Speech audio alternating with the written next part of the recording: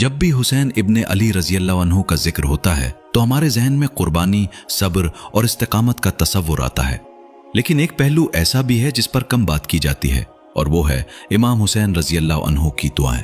इमाम हुसैन रजी अल्लाह अन्हु सिर्फ मैदान करबला के हीरो नहीं थे, बल्कि इबादत, जिक्र, दुआ और अल्लाह से गहरा ताल्लुक रखने वाली अजीम शख्सियत थे। आज हम इमाम हुसैन रजी अल्लाह अन्हु की चंद ऐसी दुआओं और मनाजात के मज़ामीन जानेंगे जो हमारे दिलों को अल्लाह के करीब कर सकते हैं। 1. अल्लाह की नेमतों का एतराफ़।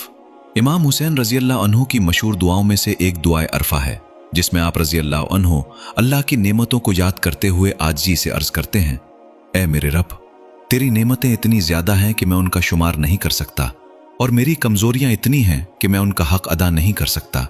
ये दुआ हमें सिखाती है कि बंदा हमेशा अपनी कामयाबियों को अपनी मेहनत नहीं बल्कि अल्लाह के फजल का नतीजा समझे। 2. तौबा और मग़फ़िरत की दुआ। इमाम हुसैन रजी अल्लाह अन्हु अल्लाह के हुजूर गिड़गिड़ा कर माफ़ी मांगते थे।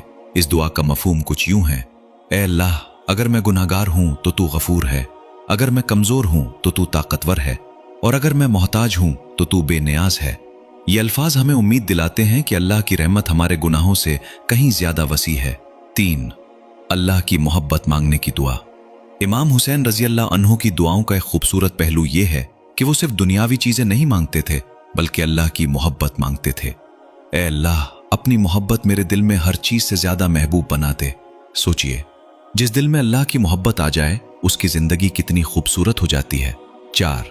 मुश्किलात में सब्र की दुआ। करबला के सख्त तरीन हालात में भी इमाम हुसैन रजी अल्लाह अन्हु ने सब्र का दामन नहीं छोड़ा। आप रजी अल्लाह अन्हु का तर्ज दुआ हमें सिखाता है कि आजमाइश के वक्त शिकायत के बजाय अल्लाह की तरफ रुजू करना चाहिए। ऐ अल्लाह, मैं तेरी रज़ा पर राज़ी हूँ और तेरे फैसलों पर सब्र करने वाला हूँ। यही ईमान की असल ताकत है। 5. दुनिया और आखिरत की भलाई की दुआ। इमाम हुसैन रजी अल्लाह अन्हु की दुआओं का मकसद सिर्फ दुनिया नहीं बल्कि आखिरत की कामयाबी भी था। वो अल्लाह से हिदायत, तक़वा, नेक आमाल और जन्नत की दुआ करते थे। यह हमें सिखाता है कि हमारी दुआएं सिर्फ दुनियावी कामयाबियों तक महदूद नहीं होनी चाहिए।